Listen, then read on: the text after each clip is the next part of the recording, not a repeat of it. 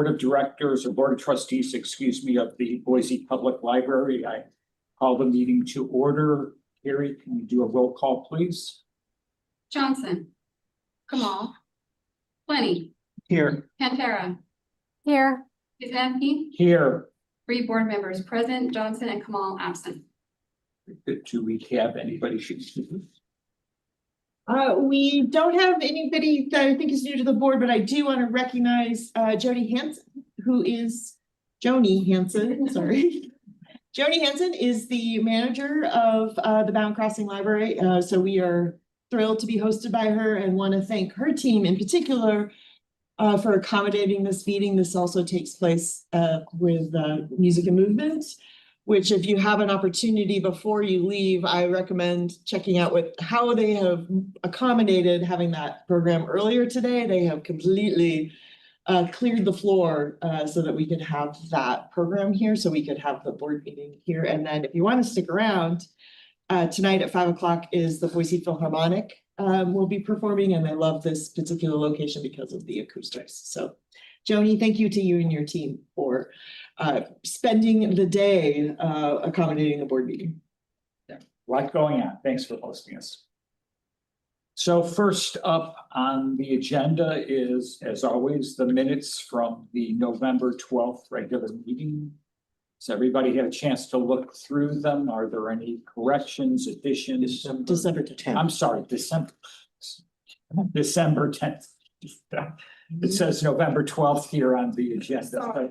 My mistake for just reading along and not. I read the minutes and feel they accurately reflect the proceedings of the December 10th meeting, and I move as written. We have a second. Second. Roll call, please. Plenty, Yes. Pantera, Yes. Kuznetsky. Yes. All in favor, motion carries. Very good. Next up is the consent agenda. As always, all matters on the consent agenda are considered routine and may be approved in a single motion. Are there any trustees that would like to have anything removed from the consent agenda and considered separately? Hearing none, I would entertain a motion to approve the consent agenda as presented. I move we approve the consent agenda. I'll second it. Any, yes, that's it. So roll call. Plenty, Yes. Pantera, Kuznetsky. Yes. All in favor, motion carries. All right. Nikki, your So- sound just cut out there for a second. I could see your lips do yes, but couldn't hear you. I was just on mute on accident, but I think you guys have your video off. Okay. I don't know if anybody else on You're right. here. Well, that's weird. It was on just. It was, yeah. I can hear just fine, so it works. Just didn't, on mine, it just says Boise Public Library and is Yeah, black. no, we saw ourselves earlier and now we see the same thing you're seeing. There we go. Now we're Can you back. see us? You're back. Oh, thanks, Okay. Greg. Thanks, Greg. Hey, up next are the reports. So, Kirsten from the Friends of Boise Public Library. Kirsten, welcome. Do you have a report for us? Yes, we have our schedule of book sales. We might add a few pop-ups, but at this point, we are going to have a fiction-only book sale Saturday, February 7th, 10 a.m. to 4 p.m. Our big spring sale will be April 16th to 19th, Thursday, Friday, Saturday, and Sunday of that. And we also have a date in early November for our fall sale. And we are looking at possibly adding some other small pop-up sales depending on inventory and just, what's going on, and potentially maybe a couple of sidewalk sales. So we'll see. Can you one more time, because I was trying to frantically write as you were speaking. The fiction only is going to be when? February 7th, 10 a.m. to 4 p.m. Okay. And then the April, the big spring Yeah, One, big spring sale is April 16th through 19th. 16th through the 19th. Very good. So, All and right. that's all I have. Great. Now, my understanding is you had a election of officers, and I presume you've been reelected as the president. Is that correct? Yes, and we have a secretary and we're pursuing the finalizing who's going to be vice president and treasurer. So that should be done after our meeting next week. Okay, very good. Look forward to hearing about that at the next meeting then. Okay, moving on to the foundation and Meredith Turner. Meredith, welcome. You are. Hey, everybody. You are the new president of the foundation, I understand. Yes, we did. We had elections on the 8th, and I am the new chairman. Celinda Roach is the vice chairman. Brian Manship is our new treasurer, and Lisa Rodriguez is our new secretary. And we thanked Camille Franks for her excellent leadership, and Doug Actmeyer moved out of his treasurer role that he'd had for 2 years. Well, then please share our appreciation to both of them for their leadership and great work over the. I will. Yeah, they're both terrific, and I'll let them know that you mentioned that, Ron.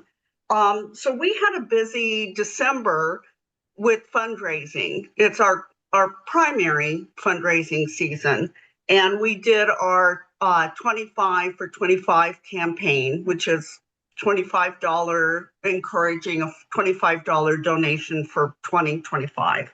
And we made just over $20,000 off of that. And we may have some more trickling in. It wound up at the end of December, but we might still get some online donations, and some people mail checks directly to the library, so it might grow a little bit. We were pleased. We had a stretch goal of 25,000. We didn't hit that, but we definitely are very happy with the 20. Great. We also hosted what we call tabling events. So we set up tables at all of the library branches, and the board members spent several hours at those tables just introducing the foundation to the community and asking for donations. We found we didn't make much money doing that, hardly any. So we're going to switch that up in 2026 and set up tables when the library branches are having actual events to get more traffic. We also hosted a bingo night at Payette Brewing Company and made around $500 or $600. I'm not completely sure on the total amount of that because we've got we're using two different systems to calculate that. And we engaged with a new donation platform that worked really well for us. And so now the foundation is connected with this new platform, and we got some amazing prizes. So the next time any of you hear about our upcoming bingo nights, which we're going to have throughout the year, bring your friends and family, because we had some really great stuff. Great. We had like passes to Bogus Basin, large Shields gift card, a lot of really cool things. And it's efficient. We just go through the platform. We don't have to go out and individually call on these businesses to donate to the foundation. And we started doing roundup campaigns last year. Camille probably talked about that. You know, when you go to a restaurant or a brewery or someplace, you're just asked if you want to round up your total, and then that comes into the foundation. So we did that at Sockeye Brewing, and it went really well. So we have several of those on our schedule for 2026. I don't have all the dates finalized yet, but we're going to continue to do those.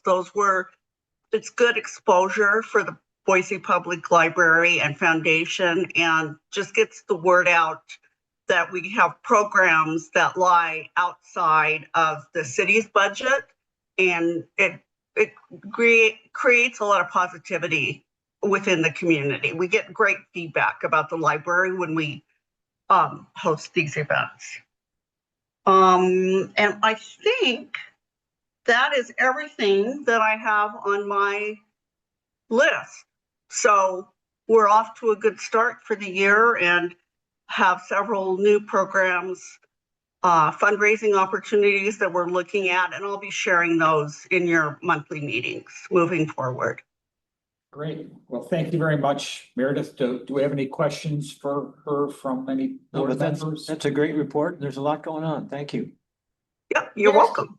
Meredith, you should talk about the current roundup that you have that I learned about last week with Lost Grove. Oh, yes, we are. I don't have that date in front of me, but we're doing a roundup with the Lost Grove Brewing. And I think it's at the end of January or early February. Sorry, I just don't have the dates in front of me. I thought it was currently. I thought it was going on right now. But it's coming up. Maybe. I have so many on my list, Jessica, that I have several on the list with a bunch of different dates, and I don't have that file open right now, but maybe it is going on right now. Basically, I probably don't need another excuse to go to a brewery, but Yeah. I know that's what you're looking for, right? All right. Thank you so much, Meredith, and pass along our good wishes to the rest of the board. Okay, thank you. Let us know if you need anything. Okay. It takes us to Jessica's report. All right, Happy New Year. Very excited to be with all of you in the beginning of January of 2026. I have a couple things I want to share with you. First, the 2026 Idaho legislative session kicked off this week. And as you know, the city and the library always look to see if there are potential bills that are being considered or introduced that might affect library service at this time. We haven't heard of any potential library legislation, but if that changes, we will obviously keep you posted on that. I also have in front of you a revised advocacy toolkit that Siobhan Carpanta worked on with us. We last looked at this, I think, 3 sessions ago, was really based on community feedback. What we have done is to try to make this a more evergreen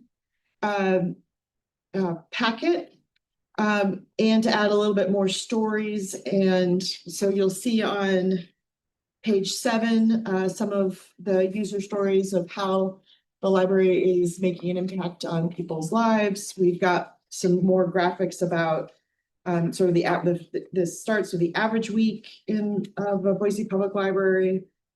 Again, really helping people advocate for the library. And then the piece that will be updated shortly, we're just waiting for a couple names, is the advocacy contact list will be updated. This is the insert.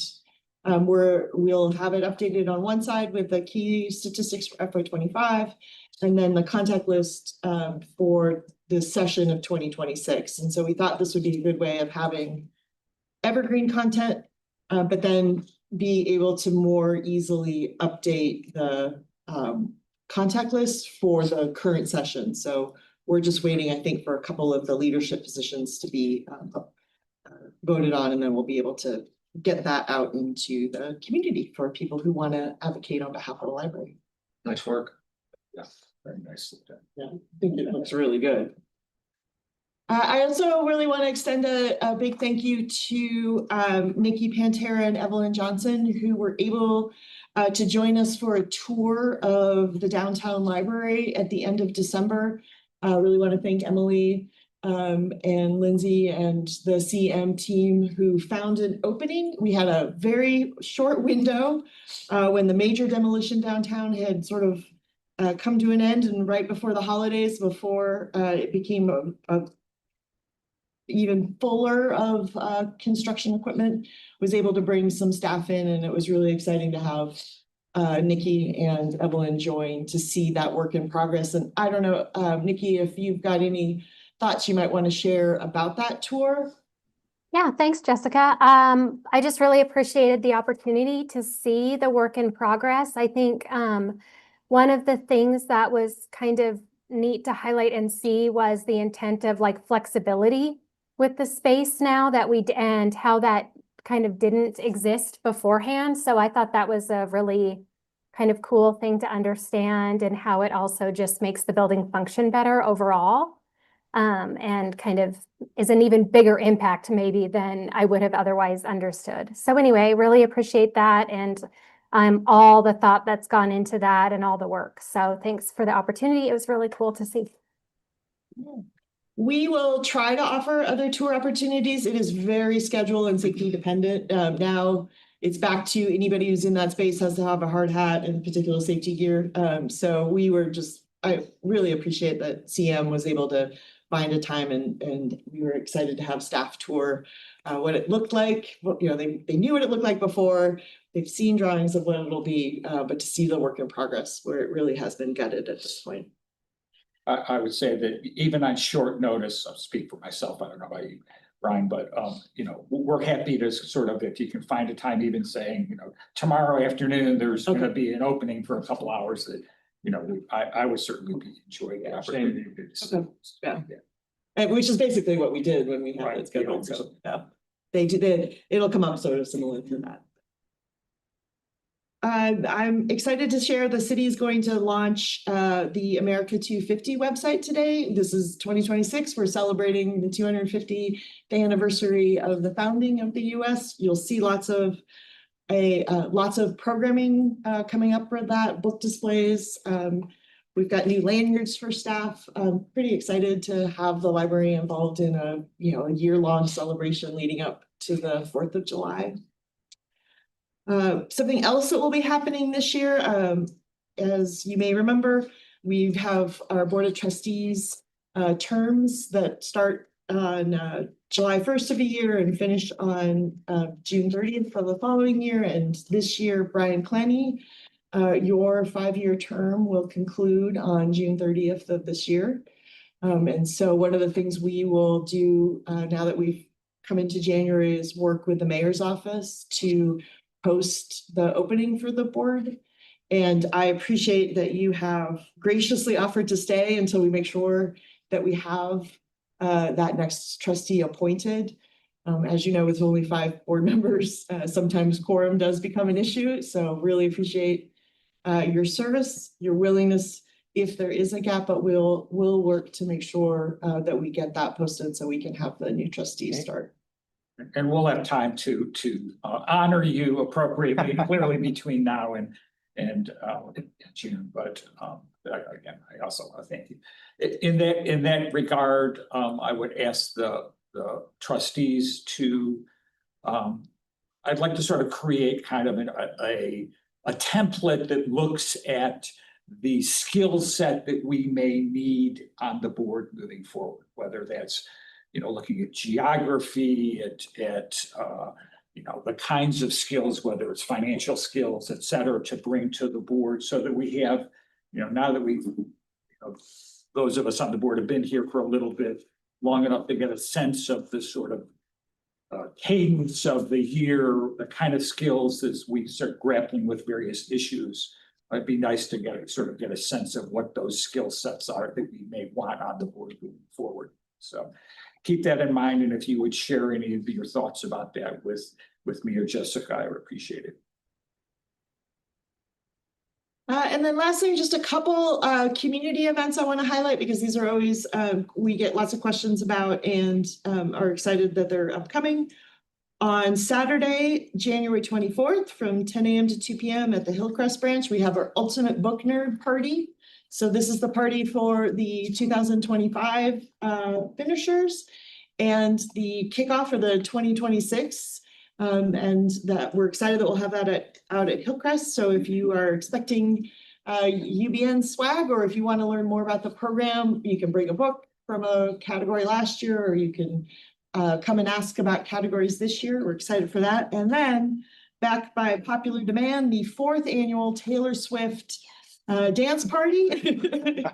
If you have never been to a Taylor Swift dance party, I cannot recommend it enough. This will be Friday, January 30th from 5 to 7 p.m. again at Hillcrest. So as you might remember, last year, Step Ahead Idaho left the space that they were leasing. We now call that the Hillcrest Front Porch.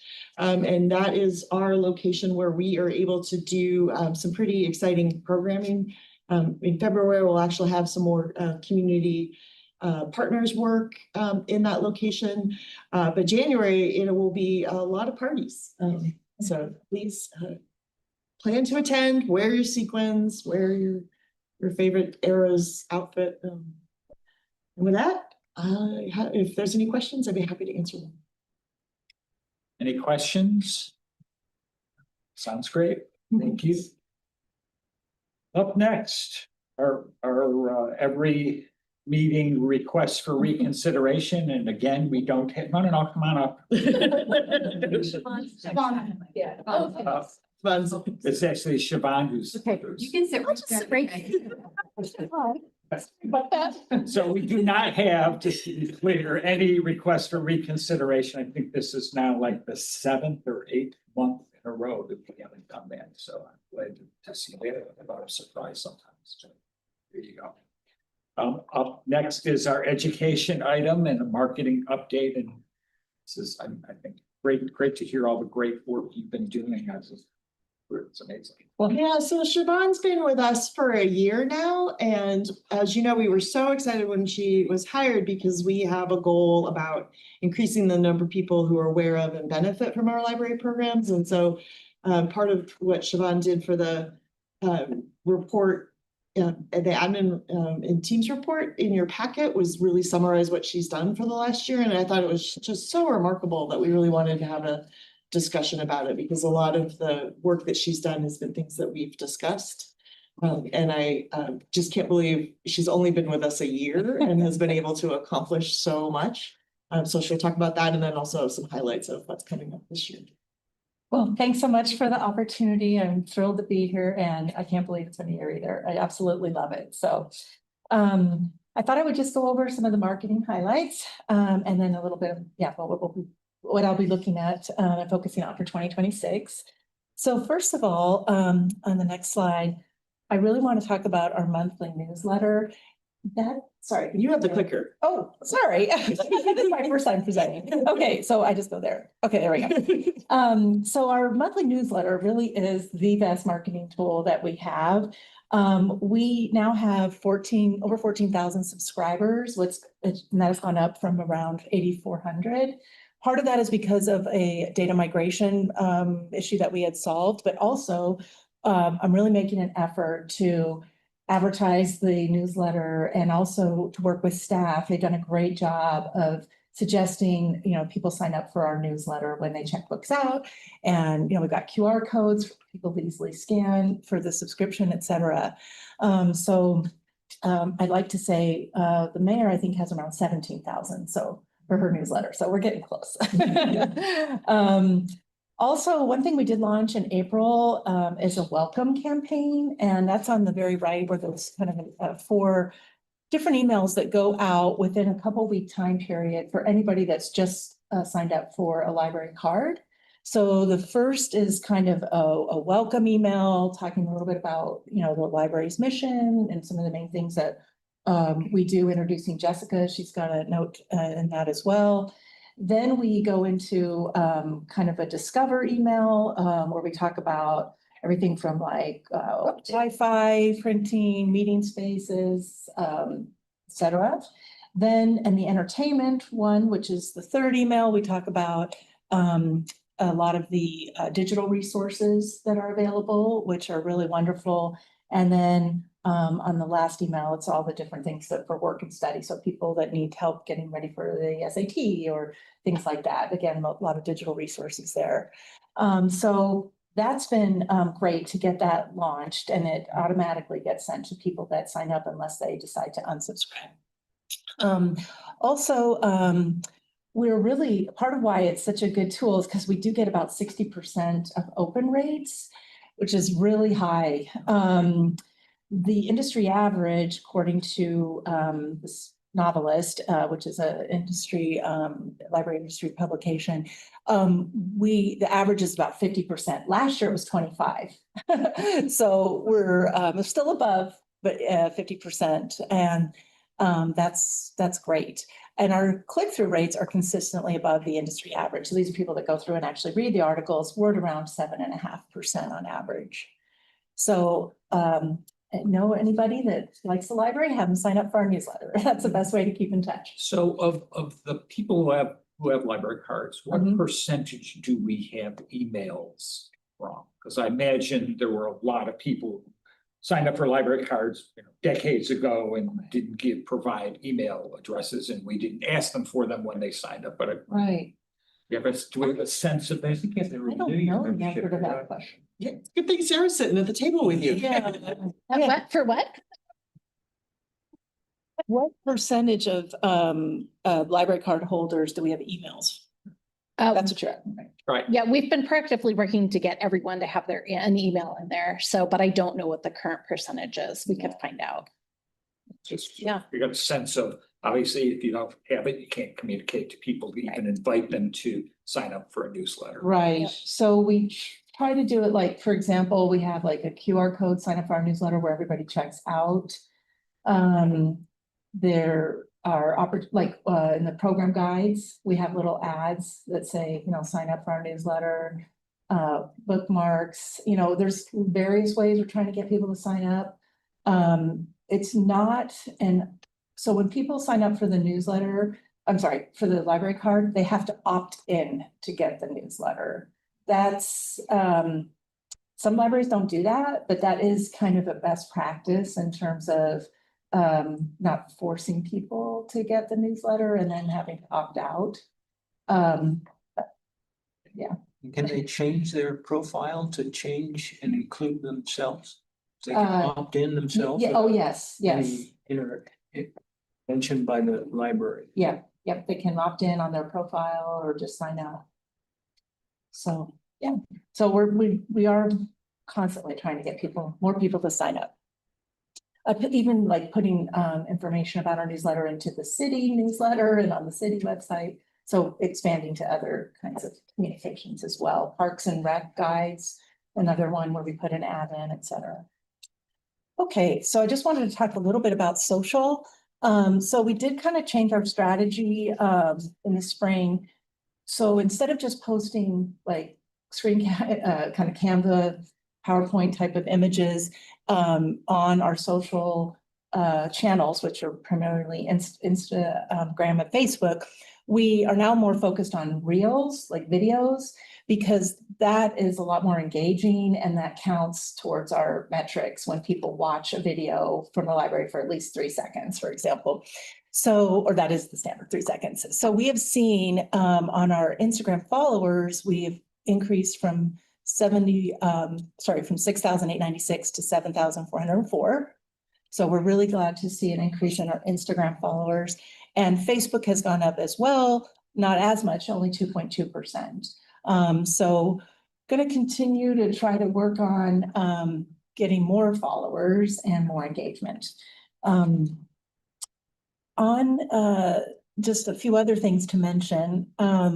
We did have a great ribbon cutting with lots of press coverage when we unveiled the new window mural.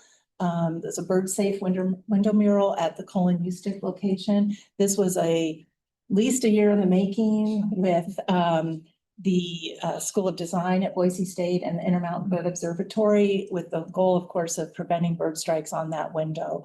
And so it was really great. The mayor came and we had lots of participation and thank you. I know some of you also came. And so it was great to see the press coverage from that. One of the other things we created, actually it was our social worker, Haley Shaletto and Lisa Hess came up with this idea. And that was to develop community resource rack cards for both library users and for staff for when people are going through kind of mental, emotional, physical kind of issues. And sometimes people come up to the librarians and they, will tell them about something they're struggling with. And now we have resources that we can give to people when they're going through like depression issues or grief, or they have medical health issues and they're not sure where to go. So these cards are basically giving people resources, books to read, and other coping mechanisms for these things that can be challenging for any of us to go through. In fact, and it was interesting because I actually had a great opportunity to go to the library marketing conference in St. Louis in November. I so appreciated that, learned a ton from all different libraries from around the US. And we were asked to bring examples of things that we've done at our libraries to share with other libraries. So I brought our advocacy toolkit as well as these RAC cards. And I brought 50 of each, and they're about 450 attend the conference, and they were all gone by the end. And then we even got a call from St. Johns County Public Library in Florida asking us a little bit more about it when they brought it home, somebody brought it home and they shared it. So that was really great. What else? We've also got new e-version of the program guide. So this is clickable now on our website. Did not have that before. We just had a regular PDF and the versions. We also have started, we have had some great billboard advertising with Lamar Outdoor for free, which is great. And it does a lot better when it's around events. So for the Summer Reading Learning Celebration, Boise Comic Arts Festival, we've gotten some free advertising through them on the billboards. I think also it's noteworthy that we have really good teen input on the community listening sessions, because that's a notoriously our difficult audience to reach. And that was by going out to the school libraries and getting the school librarians to kind of buy in. And then finally, just consistent, kind of web updates and including banners. So we're getting a lot, more consistent with that. Oh, and there was one thing, sorry, I forgot to mention about the newsletter. Couple things. One is when we included the 25 for 25 program and donation program for the foundation. They told me that they got like 5 donations like right away when the newsletter got sent out. So that was really cool. And then also in December, we had highlighted the Hallmark Plus Binge Pass, which is free for library card holders. And we saw a 60% increase in the Hallmark Binge Pass checkouts in December. So just another reason to get the current, content and exciting content out there. Finally, just to focus for 2026 will be summer reading marketing. This is obviously a huge program, so I think there's always more we can do there. Again, continue the high value content on social and more consistency with the posts. So that's on me to really work on that. We're going to be updating our brand guidelines to support the new construction of the first floor. So the colors will be similar, but slightly different to be in line with that new design. And we're also going to be developing some new web pages for early literacy programs, reading challenges, and we actually just launched a new web page talking about all the different accessibility features at our various library locations. Jessica mentioned support of America 250 with our recommended reading lists and scavenger hunts at the library, etc. We're also looking at improving our signage for the downtown library. And then I will continue to do press outreach. Sometimes you've got to just pitch them on stories that may be everyday kind of things to us, but they're always looking for a good story. So I'll be pitching the press a bit more this year as well. And finally, just keeping up with the run of business newsletters, collateral updates, event and program support, etc. That's it for me. Great. Questions or comments? I can't see Vicki, so there she is. Any questions or comments? I have two questions. One, it has to do with whether or not the city/library has any policy about TikTok. And the state is prevented from using, state agencies can't use TikTok at all. Yeah, so I don't know. The city just recently started a new TikTok campaign. Okay, so it is. So it is possible to do TikTok. I would, just suggest that in terms of especially communications, targeted towards teens and youth. Mhm. TikTok, I mean, they're not on Facebook or Instagram largely, mostly not. Right, TikTok, yeah, is very powerful. Right, I know it's a different kind of Yeah, campaign, but it's something that I think would be worth investigating. yeah, definitely And then consider. the second thing is that you have an obvious press opportunity when the main library reopens, and I would assume that we would do some major Oh, yes, campaign around that and opportunity to yeah, showcase the new design. good point. That should have actually been called out on one of the things to focus on for 2026. I So, thought that's what yeah, you meant by but- updated brand guidelines, yeah. instruction. Well, there will be a big press event. Yes. For sure. So, no doubt we will absolutely have the mayor there and, Jessica and everybody that's a key part of it. So really looking forward to that. Sounds great. Yeah, thank you. Yeah, thanks for your great report, and materials that we got in advance as well. So. Oh, good. Thank you so much. Any other questions? If not, we will move on to Sarah and our every month policy updates. I'm really excited, clearly. Sorry about my group up there. Okay, so we are continuing our review. We are finishing up section 3.0. We aren't suggesting any changes this time around. As you'll recall, last April, Kathy Stalder presented our really big update to interlibrary loan. We had some changes with our provider for interlibrary loans, and it was getting too expensive resource-wise to manage. And so we had to scale back what we were doing. Put a pretty solid policy in place last year that still stands for how things are actually operating. So for section 3.04, so again, that's just the overall, how do we do interlibrary loan? And we really focus on microfilm at this point. So if you look at regulation 3.04A, again, it focuses on that microfilm. And we thought you might like a few stats on how it's been going since we had to make such a big change. So from April to December of 2025, we had 1,215 purchase suggestions. That was the route we went as people were interested in materials because we weren't able to borrow them to see if we can purchase them, whether it's a new copy or a used copy. That, again, part of why we made that space upstairs on the 4th floor with our BATS collection, the Boise attic selection, so those pieces can hang out up there. So of the 1,215 suggestions, sorry, there was a knock at the door. We were able to say yes to 616 of them and actually purchase them. So that's about 51% of the requests that came in. 599 of them we had to say no to, and there were a variety of reasons we had to say no. 14% of them were a no because they were already available in the system somewhere, so we could still get them borrowed for that user. 44% were just unavailable to purchase, so the format may not exist. Or for instance, with video games, many of them come out just digitally at this point, so we can't purchase a physical copy. 19%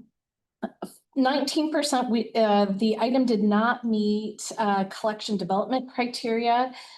So it was in a format that wouldn't work well for our system with having 5 locations. 18% were too niche of a community interest, such as textbooks, which historically we didn't ILL textbooks either. We leave that to the academic libraries. And just for 5% of them, they were just too expensive and it didn't make sense for us to use our limited resources on them. And we did get some microfilm requests, so those are still happening, and that's the one thing that we still do, and users use them inside the library with our materials, so it's an access the reason, because we have microfilm viewers and most people don't have them at home. Any questions about ILL? Yeah. So I know that one of the issues was if there was going to be a cost associated by the lending library. that we were going to pass those costs along to the holder, Right, which we've always done. which we've always, Mhm. has there been anybody who said no to that? Because of it, or you know, has that been a barrier? It has not. So what we've done, so part of the reason we got rid of how we were doing ILL traditionally is because the service, the company we used it for was so prohibitively expensive. There were items at that time that people requested that we had to pass along the cost, and we would always check with them, and it wasn't a barrier. With microfilm, it's such a smaller quantity of items. I have not heard of anyone saying, I actually don't want the microfilm due to cost. Right, that was. Does that make- Yes, okay. absolutely, sure, thank you. Oh. Other questions, Nikki? Ron? No? Okay, and then the other piece that we're looking at today is home-based services. And again, we're not making any recommendations, and I'm happy to answer it. No, great. That's great. All right, Thank you very much. Yeah. Hey, Clicker. I sure can. Thank you. hey, we're on to our facilities plan discussion. I think we're gonna start with a presentation from. Yeah, well, Yes, this will be absolutely a discussion with Lindsay and I.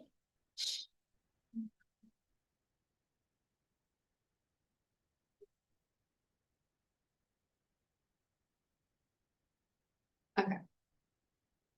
Do I have power back? Should I?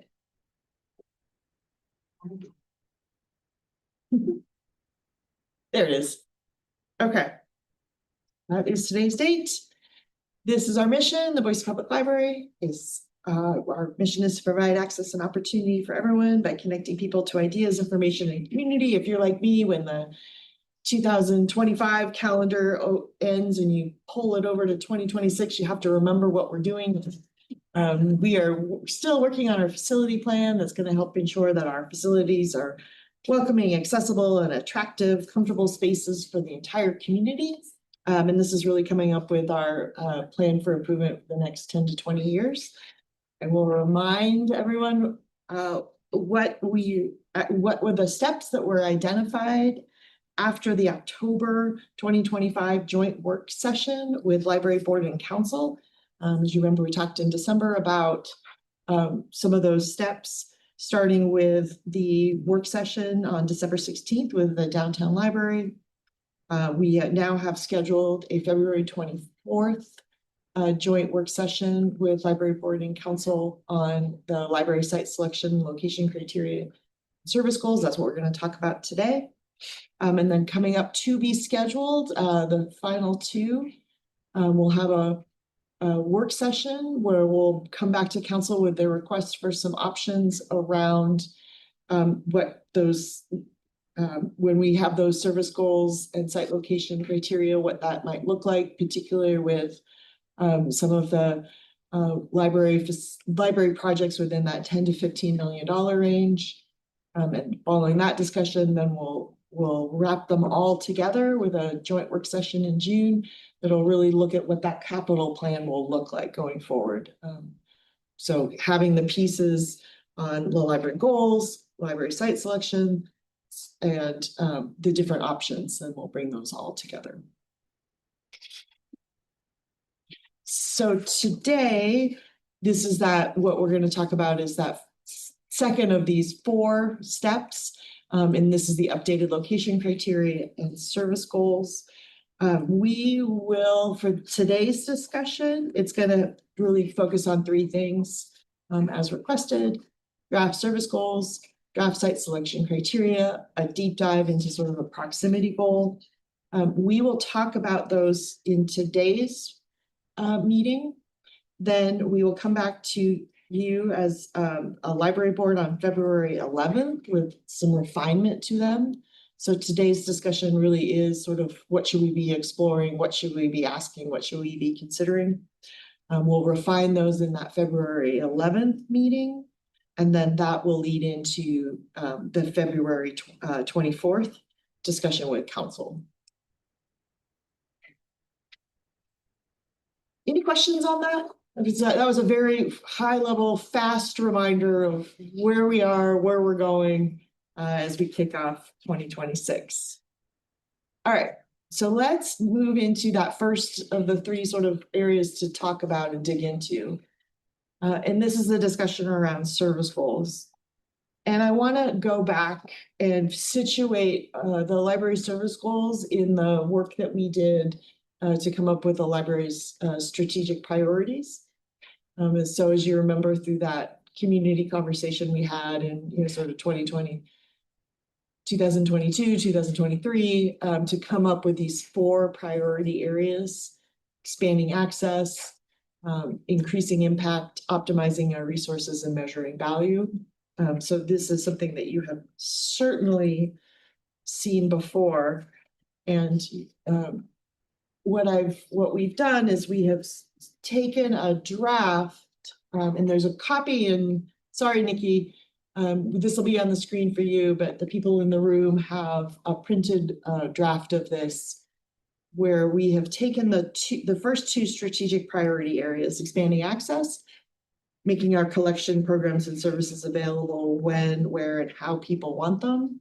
And then the strategic goals that you all had approved in that, with some potential draft service goals for discussion. And we focused on expanding access and increasing impact because those are the 2 outwardly facing strategic priority areas. So the handout that you have in front of you on side 1 is the framework for impact, and side 2 is these draft goals for discussion. So I sort of wanted to walk through where we are thinking that we may have some potential service goals that we could, as a system, really focus on, building off of that strategic plan. And then I think you'll see how it sort of connects to some of the programs and services that we have been focused on. So are we situated in clear? I'm hoping we're all situated in our strategic priority areas. Brian, do you have okay, great. You have the draft that you should have in front of you. When I look at the strategic goals under that, we've got 3 of them under expanding access: ensuring that every community member has access to library materials in a format that works for them; creating library spaces that are accessible and welcoming to all; increasing the number of people who are aware of and benefit from a variety of services the library provides. Those are sort of the strategic, the bullets within those strategic priority areas. And we have done some work to create a draft of what potential service goals tied to those strategic goals could look like. So for instance, ensuring that every community member has access to library materials in a format that works for them.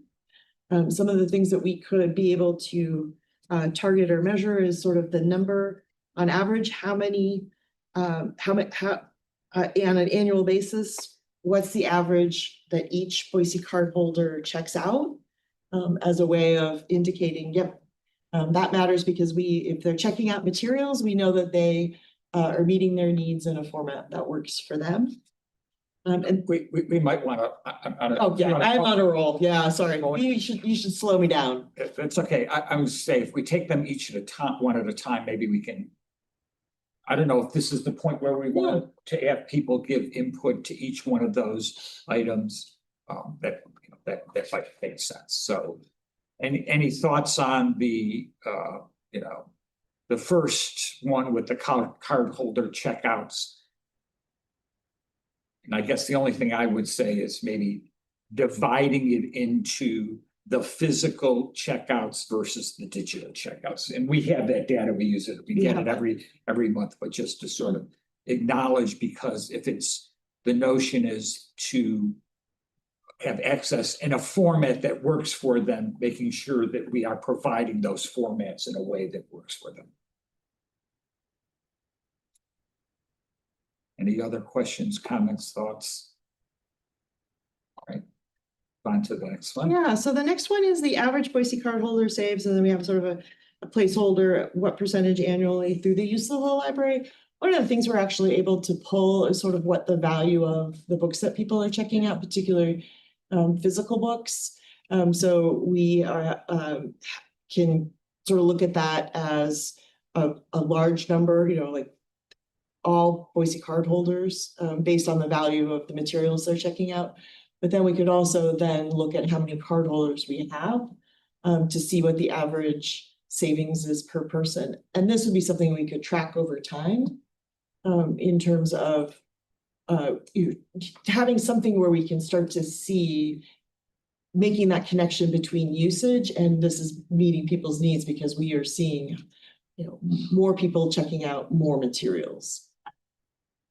And there again, I would also just say to keep track of the Mhm. things like canopy and the value that provides to the community Yeah. versus just the physical items. And so, or rather than just books. Yeah, and as I'm sure you're familiar, the physical items are a little easier for us in terms of what data we're able to capture. Some of the digital resources are more dependent on our vendors, but we should be pushing them. And Jessica, do you want to speak to how the service goals will relate to the facility planning site criteria? Yeah, that's. Oh, that's okay. Go ahead. I think that, not to cut you off on Lindsay, but I think the reason that I wanted to have this conversation with the service goals first is because we want to think about the community impact we're having because our facilities support the community impact. So creating a library space that is accessible and welcoming to all. We have 2 potential goals in this. The first one, and as you can see, most of the time, instead of having a number, I put an X because I thought we should talk about the numbers. But in this instance, I do believe that we should have every facility 100% compliant with the Americans with Disabilities Act. That seems a pretty non-negotiable marker of having an accessible facility. Yeah. An accessible website as well. So I left that there as I thought that was a pretty important one.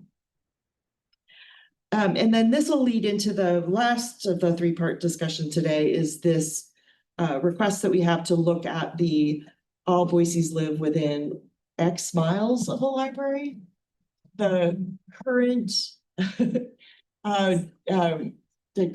city goal with Blueprint Boise is the 3-mile, having city of Boise residents live within 3 miles of a library. We'll talk more about that. So really in here, I think the 2 potential draft service goals about having a space that's accessible and welcoming is that, having compliance, having people live within a proximity.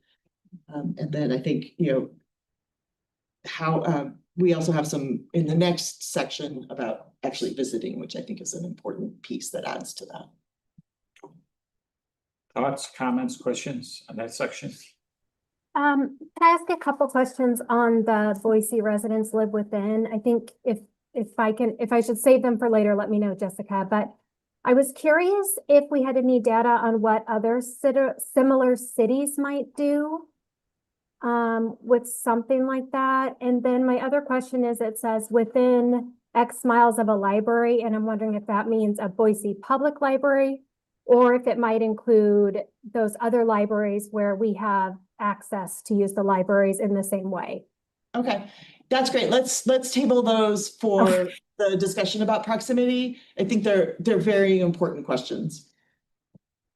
Something I've been thinking about for a long time is if there's a possibility for a more aggressive outreach effort.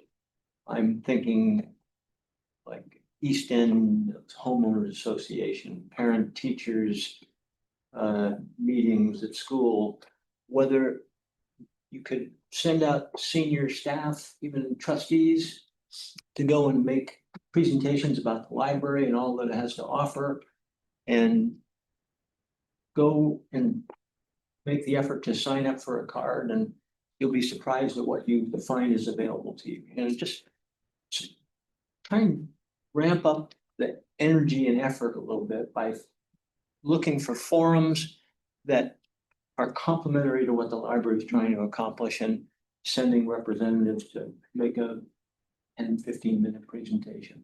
I don't disagree with you. I think that falls into this next section about the making number of people aware of and benefit from area versus the accessible and welcoming area. But then I completely agree with ideas.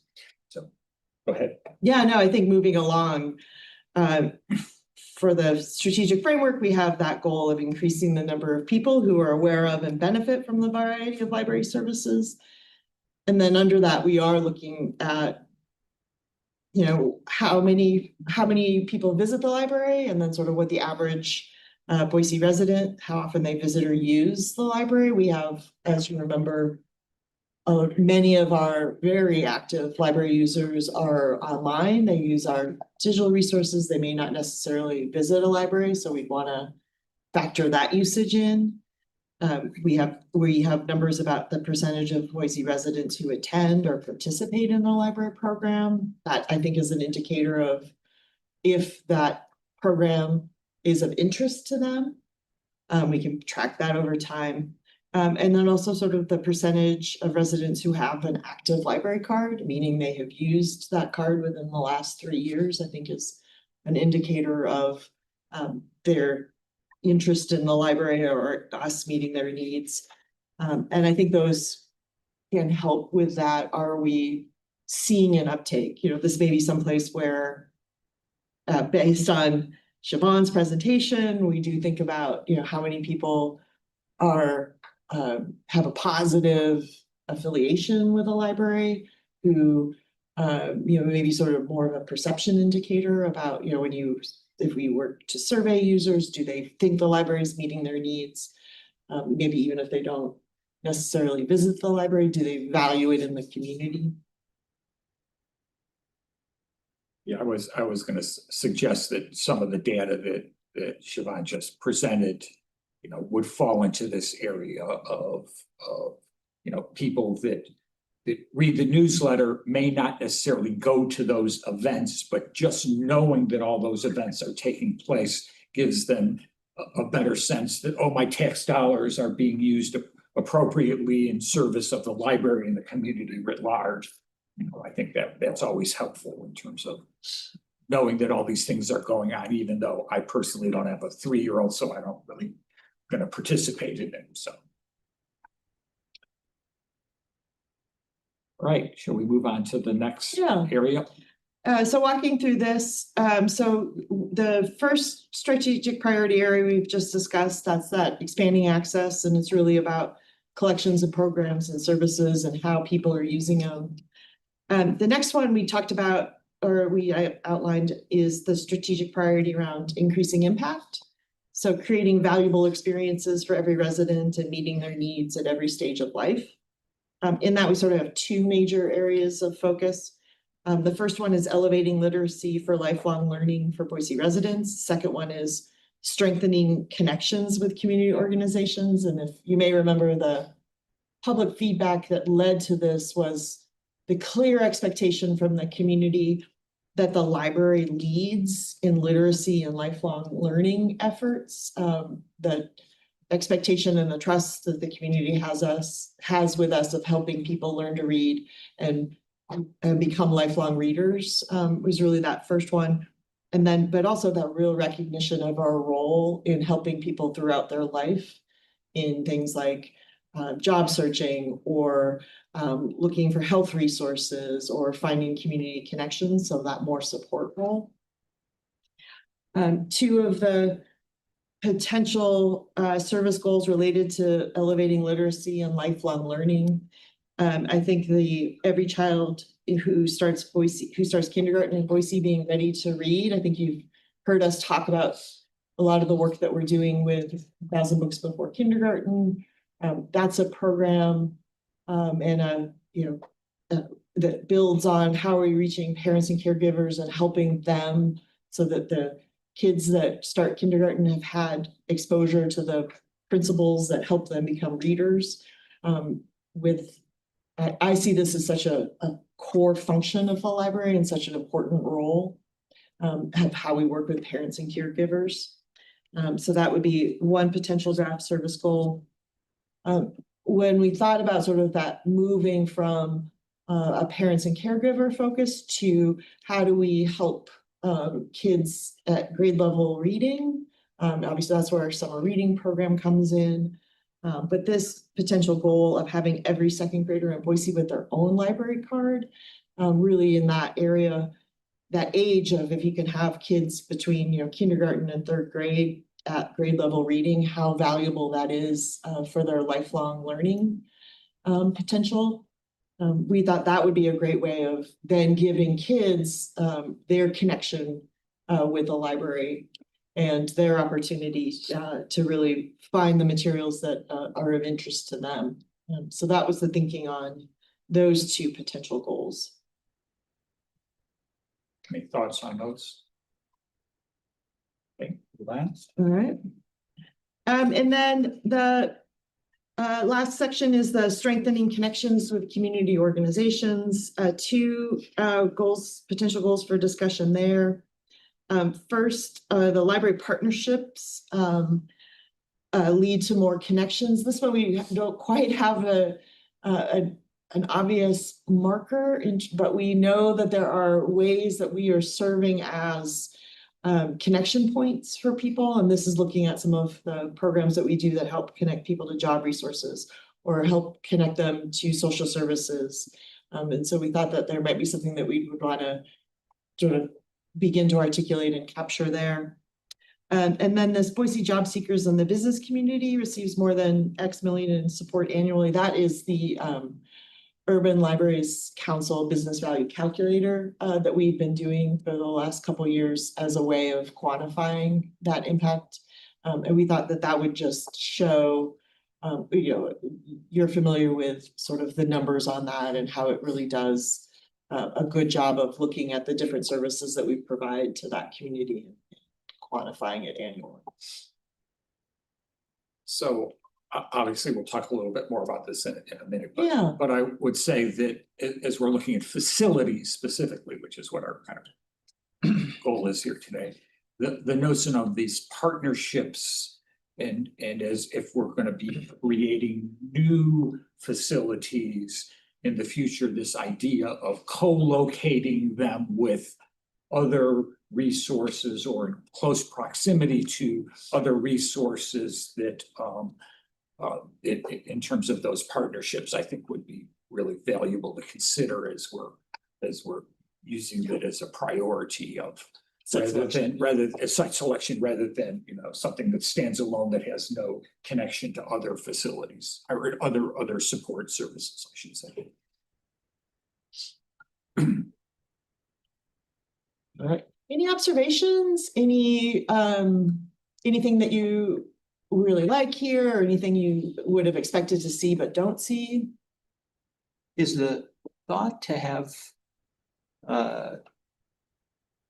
values inserted where there are X, and you start out 2026 with a certain level and you have an objective to get to a higher level by the end of 2026? Is that the idea? I think that would be I would like to move us towards having some targets to see how we're doing. And in some cases, we know, we'd have to look at sort of population. And if we think, if population of Boise continues to go up, we might want to like,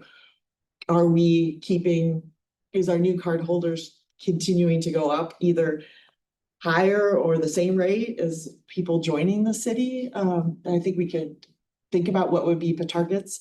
Right now, some of these we'd have to really, I think in some cases, identify a baseline first before we could come up with a target. But I think that would help with us with growth and with planning. I think particularly, thinking about some of our programs like summer reading, and if we have a goal of expanding that, how do we make that predictable? The only other observation I would say is that in terms of the metrics, sort of keying on what Nikki said earlier, is to look at what other similar sized cities, libraries are using as their metrics, if they are gathering that same data in terms of the, you know, the number of things being checked out on average, the number of card holders we have, et cetera. So if we, if I'm, Brian, maybe this is what you're thinking, but maybe this is what I was hearing is like, what would it look like if we actually started putting in some numbers yeah. in there? Okay, Really turn them into metrics. yeah. Sure, absolutely. So because I think that's what we'd like to bring back to you in February with, here's where we know we are as a baseline, and then here's where we might think about what could be the potential for growth. So in the interest, I know Nikki has a hard. She has a hard stop. Okay. So I mean, we keep Let's moving. move along. Okay, so then the next thing is the site selection criteria. Again, there are two handouts in front of the people in the room, because these didn't lend themselves nicely to a slide. Nikki, I'd be happy to send these to you for you to take a look at. One of the things we have the handout that has 2 pages is the current, or was the branch library site selection criteria from the library's 2000 master facilities plan. And then the single page that I pulled, which is page 42 and 43, is the draft of the site selection criteria from group 4 and their recommendations. And what I wanted to do, having read them a couple of times, I wanted to talk about what was similar in those plans and then what was different, because I think that's the piece that I want to make sure we're comfortable with in the differences, if, you know, as we move forward with these of our recommendations. Some of the stuff that was the same, obviously accessibility, you know, is this something that people can get to? Is it is it easy to get to in terms of it's on major thoroughfares, or it's in a neighborhood, or it's located in a part of the city that you have easy access to, whether the green belt or paths, roads, accessibility, visibility. Can you see it? Can you see it is it easy to spot so you know where you're going? The exclamation point obviously helps with that. Demographic patterns, is this a place where a lot of people in Boise can get to or live? So for instance, not at the airport. Neighborhood compatibility, is this a neighborhood that would, again, you know, is this an industrial area or is this more residential? Legal matters, can it be zoned for a library? That I think is something that is important. Can you own the whole building or rent it easily? Are utilities available? We need power, water, Wi-Fi, and then does it fit within the land that you're potentially looking at it? So those seemed pretty consistent to me. What I noticed was different. One was the size recommendation, the site size. The 2000 master plan recommended 1.4 acres for a single story, 15,000 square foot library. They were putting parking on that acreage. Group 4 pulled parking out. And I think that represents sort of where the city is in terms of wanting to have more options for people to get to places without cars. So their recommendation for a single story standalone is 1.5 acres for that 25 to 30,000 square foot. Again, parking not included, so they handled it differently. But the other 2 things that I think that were in the group 4 recommendations, and if this gets to one of your earlier comments, Ron, one is they wanted to make sure that one of the criteria for library selection criteria is compatibility with city development plans.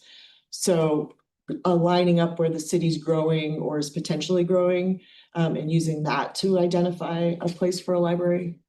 And then also that potential for high value partnerships. Group 4 is also saying, hey, if you should be looking for places where you're not a standalone building, potentially that you're co-located with other organizations, other city departments that have the ability to be mission aligned. So those were the 2 differences. I'm sorry, the 3 differences. And when I look at what I liked about this was the continuation of the master plan from 2000 and sort of refreshing those. But then I think adding in particular the compatibility with city department plans and the high value partnership potential. Great. Does that Makes sense. Okay. Yeah, absolutely. great? So what I'll do, we'll bring it back in February and we'll have, I'll actually build some slides that sort of lay these out a little more attractively than that you're looking at now. Okay, so the last part of this conversation is that piece about proximity. And as I mentioned, our current service goal in that area is related to Blueprint Boise. This is what council has asked us to come back and look at. So again, this is a conversation where I'm expecting that you're going to give us some homework to come back with you to look at this a little more closely in February and have some thoughts on that.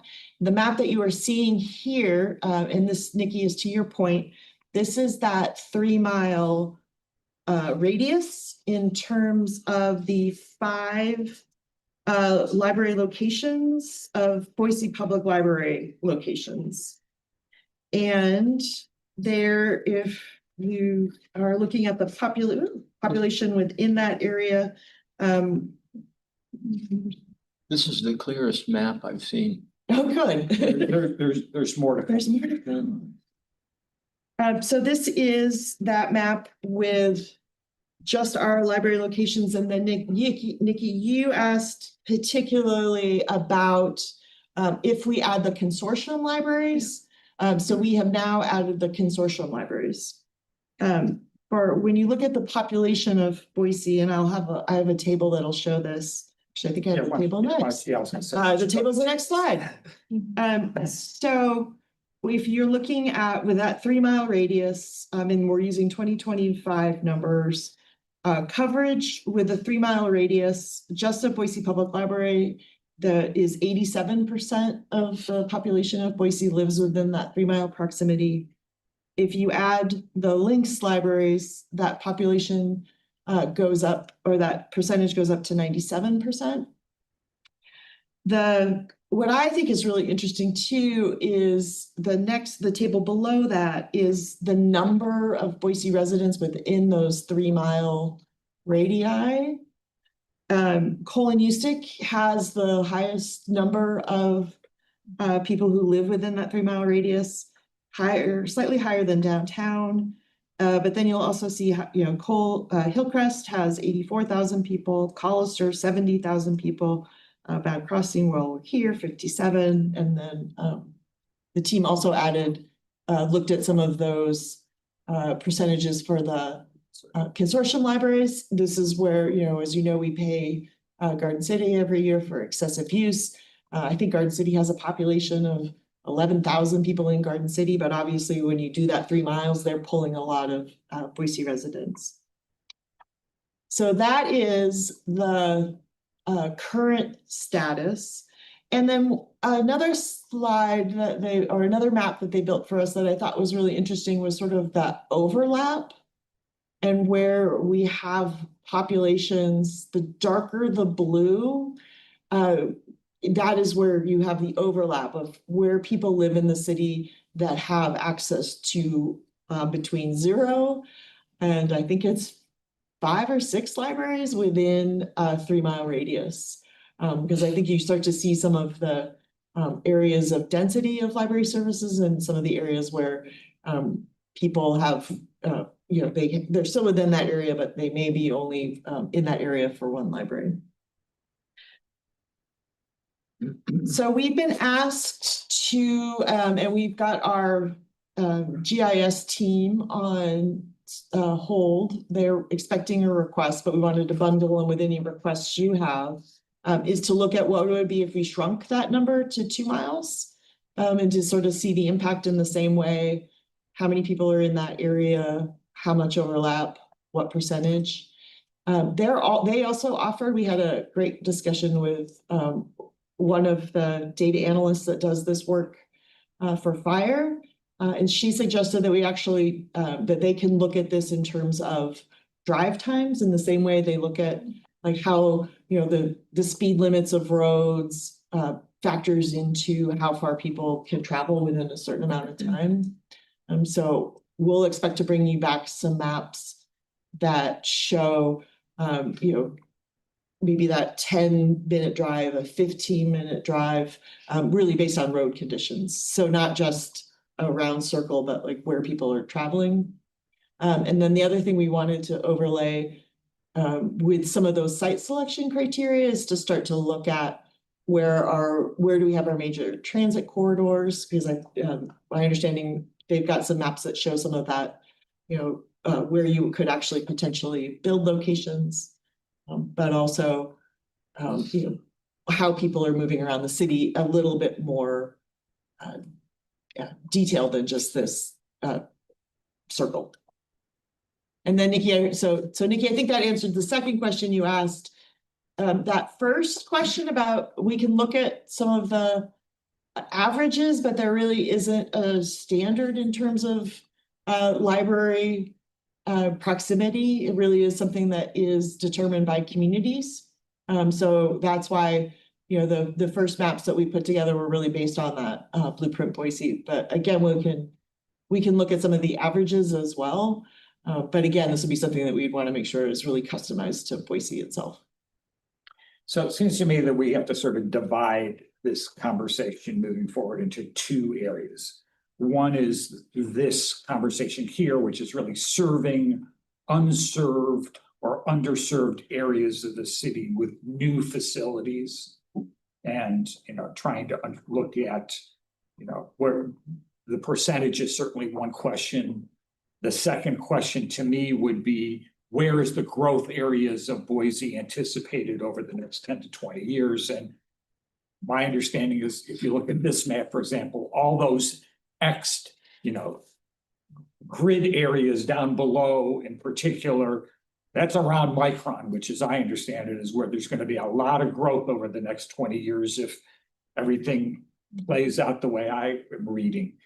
And so that is an area to be certainly considered, as well, obviously, as the areas in the West. There's a few areas that are unserved in terms of there being zero libraries, either consortium or Boise City libraries. And then there is that big sort of conundrum question of and I'm trying to think of how to say this. There are those community members who want a Boise City library versus just the services that are provided by the consortium library. And we might want to try to drill down a little bit more in terms of why is that?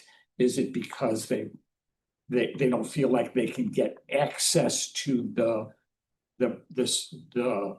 programs and services that are provided? Is it because they don't feel like they can get access to the conference rooms, et cetera? Or is it just that they don't feel, I'm a city person, so I'm not quite welcome there? I'm not sure I understand that, because it's a library, they have access to all the materials that we provided in terms of both digital and print materials. So what are the other factors that make that an issue? That may be something that's harder to get a handle on, but certainly is one of the questions. And then a second area writ large is the, you know, is the better serving existing populations. So of our 5 existing libraries, you know, none of them hit the 25 to 30,000 square foot ones. Maybe downtown does. Yeah, downtown does, but the other 4 don't. Yeah. And so then the question really becomes one of, you know, how do we better serve that population that we're serving there, in terms of, is it, you know, expanding into adjacent spaces? Is it, you know, doing something to for like in this library, sound baffling for the kids area versus so those are two, to me, separate, both part of what we need to address, but separate issues. So maybe we could take the first one first, and, you know, either one of you have any thoughts about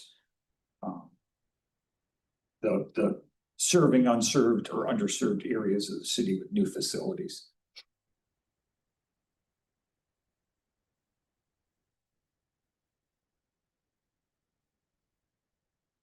You're quiet. better than I thought it was from prior graphics that I've seen.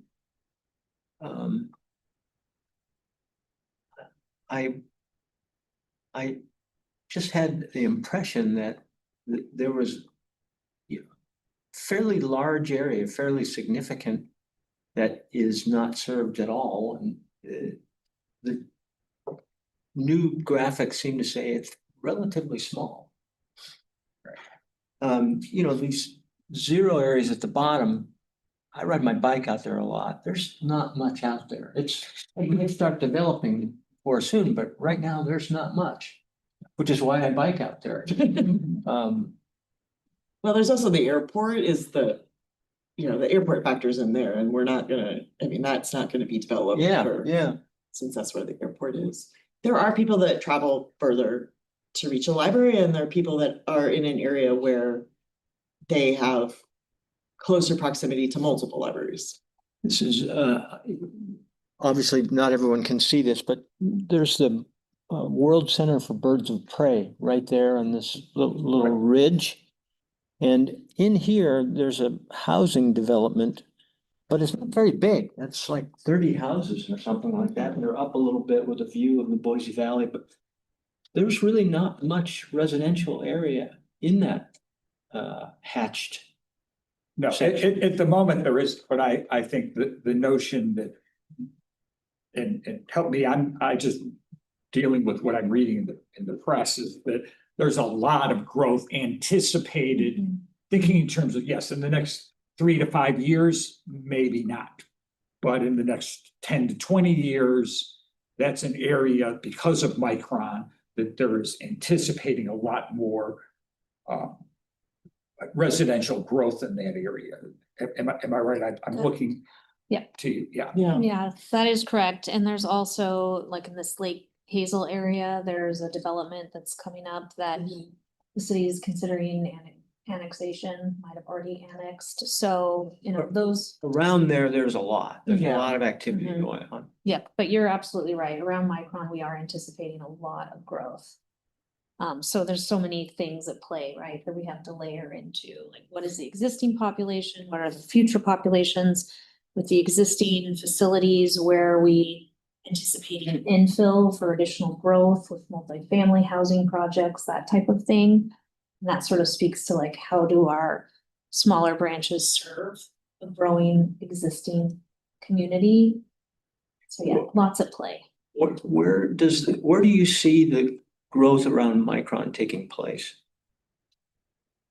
Well, I'd have to consult with Deanna and PDS really to provide, and we can We certainly. can come back Yeah. with that. We can come back with some information. Mhm. I did think when I looked at this, the overlap and how when you get to southeast Boise, there aren't other libraries.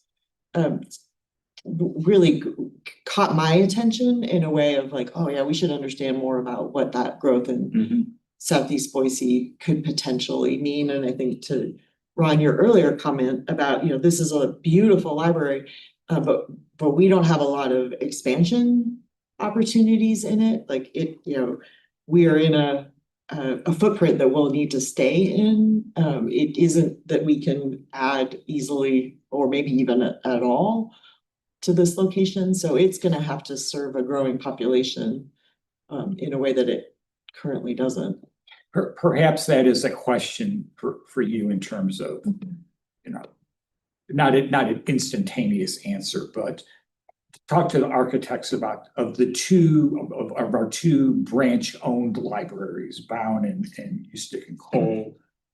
What is the feasibility of actually saying, okay, we want to add 8,000 square feet, 10,000 square feet? How would you do that? You know, understanding we're going to lose parking, we're going to lose, you know, something. Is it moving up? Is it moving out? I can't imagine moving down, but I mean, anything's possible if you want to. If you have enough money. If you have enough money and you have enough, you know, a creative approach to the topic. It would be helpful to have some sense of where they think the limit is, where the box could be done and, you know, I mean, it's amazing what people do in terms of when they expand their houses, and I'm just in areas where you don't think that there's even a possibility. And so I'm assuming that's going to exist with this as well. So, because that would get to that 15, from 10,000 or whatever, these are 8 or 9,000 to a larger square footage space. Yeah, I feel like we have looked at that, so we might just have to resurface it with some of the work we've done with group 4. Yeah, We can bring I think that we back, did. because we are pretty footprint landlocked in both this branch and Colwood used it with, Right. in regards to parking and fire truck access around the building, so. And then I'll just bring up a comment and back to the sort of serving underserved and unserved areas of the city, and that is this idea that when we heard the presentation by Eric about how long the time frame is and how difficult it is to find funding for new development. The one thing I heard at the last city council meeting, not the one last night, but the month before, was that notion that the one source of funding that exists is the low-income housing fund. I don't know exactly what it's called. It is, right? And that's a fund that the city can use to acquire land with the idea of building low-income housing. And to me, that is the option available to then. The first priority and the first purpose is for low-income housing, but at the same time, could we then interest the developer into having the first floor be a 20,000 square foot library or 25,000 square foot library that then, and other adjacent services, so that it isn't just housing sitting on its own. I know that the development that they did on, what is it, Franklin and Orchard has got other services nearby, right, not adjacent to it, not a library, obviously, but other things.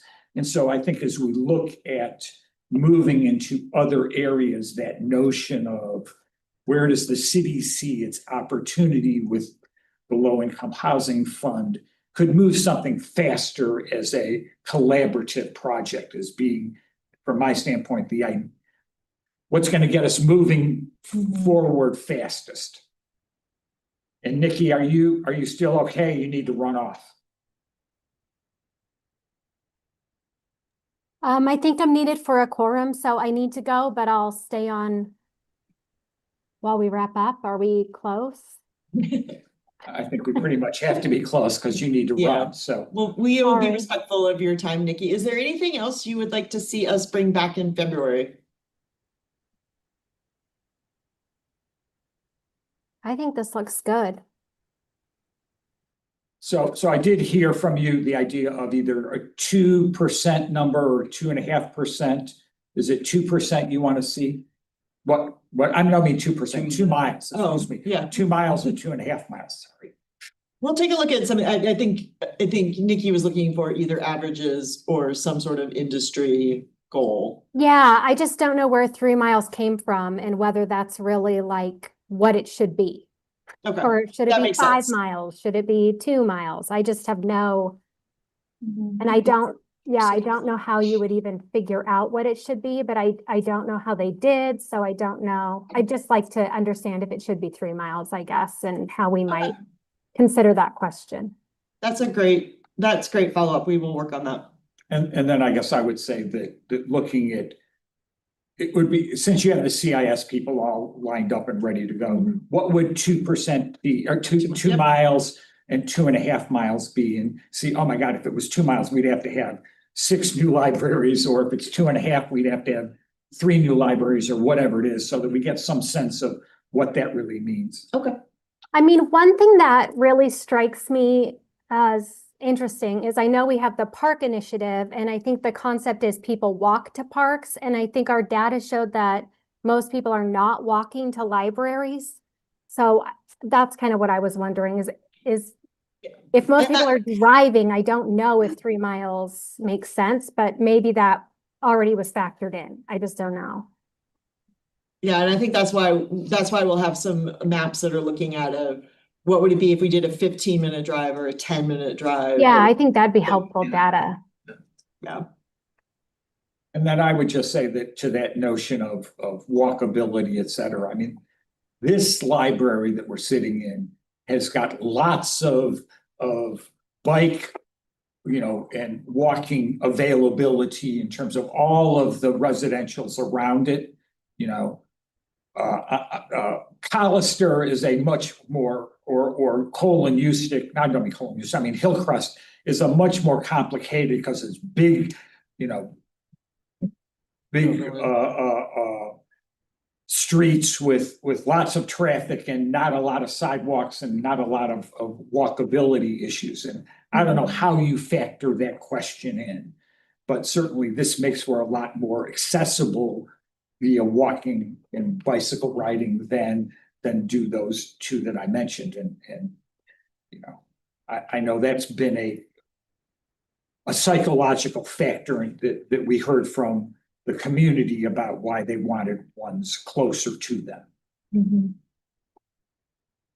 They didn't feel it was safe for their kids to walk to some of the libraries that were within the 3-mile distance.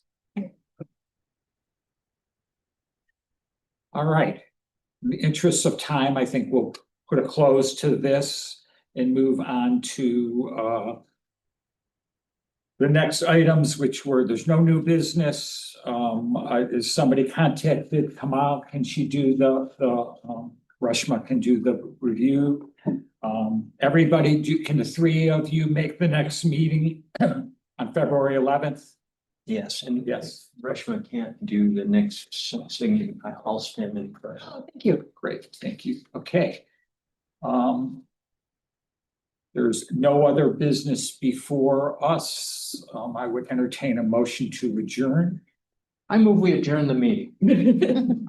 I second it. Okay, so here, I guess with no objection, the meeting is adjourned and we will meet again on February 11th at Colon Eustic.